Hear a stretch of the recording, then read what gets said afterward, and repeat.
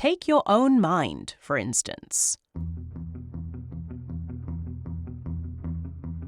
Few things feel more self-evident than the idea that we control our thoughts and actions.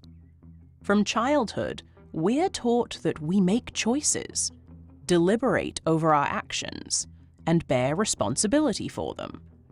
The notion of free will, that we are autonomous agents steering our destinies, is deeply ingrained in human culture, ethics, and law. Yet neuroscience suggests that this perception of conscious control may be an illusion.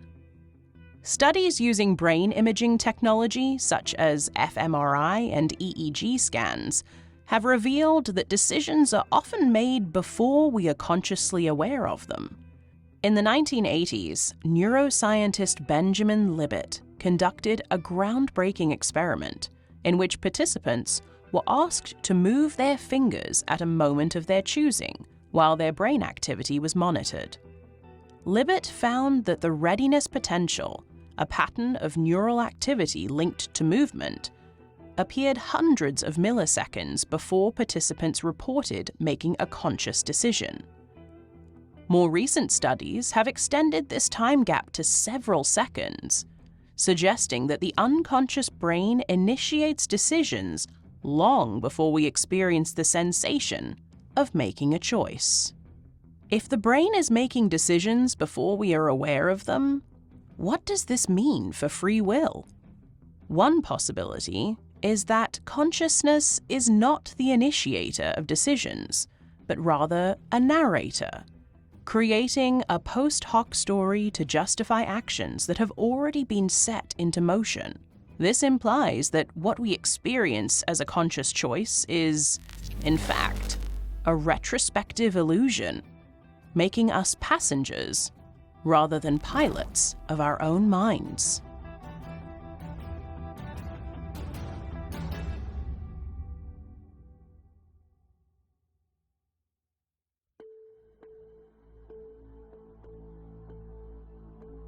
The question of consciousness itself only deepens the mystery. Unlike other bodily functions, such as digestion or respiration, consciousness does not have a clearly identifiable structure in the brain.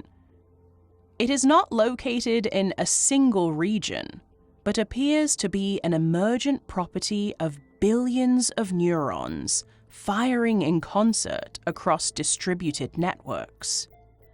While we can pinpoint certain areas of the brain responsible for perception, emotion, and decision-making, there is no single seat of the self, no homunculus sitting inside the brain directing thoughts. This fragmentation of self-awareness has profound implications. If the self is not a unified entity, but a collection of competing neural processes, what does that say about identity, agency, and personal responsibility? Disorders such as split brain syndrome, which occurs when the corpus callosum connecting the brain's hemispheres is severed, reveal that the brain can house multiple independent streams of consciousness. Patients with this condition often exhibit bizarre behaviors, such as one hand acting in direct opposition to the other, suggesting that even within a single individual, there may not be a singular coherent self, but multiple competing selves. But if we aren't the sole authors of our thoughts, if consciousness is less a spotlight and more a shadow play, then what exactly are we?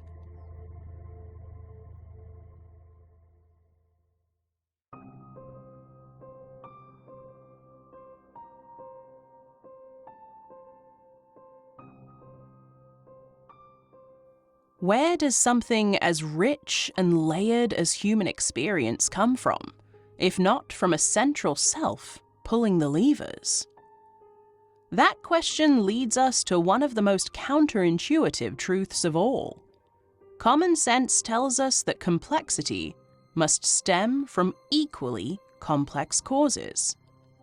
We assume intricate systems, whether biological, cognitive, or cosmic, require an intelligent designer.